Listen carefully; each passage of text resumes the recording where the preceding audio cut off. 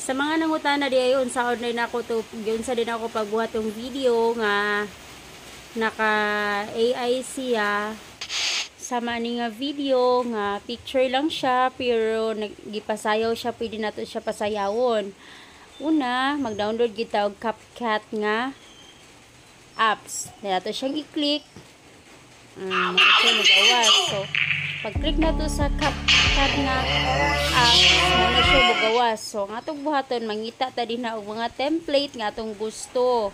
So, sa diha, nag-click ta diha kanta diha transformation.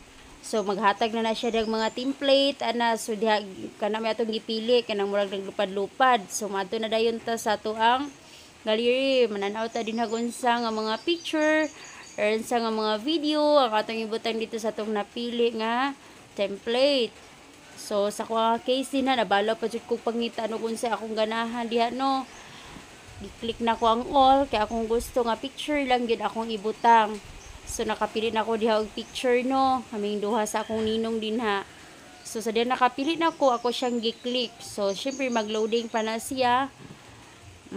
Dayon, mo na dayon ang effect. Diba, dali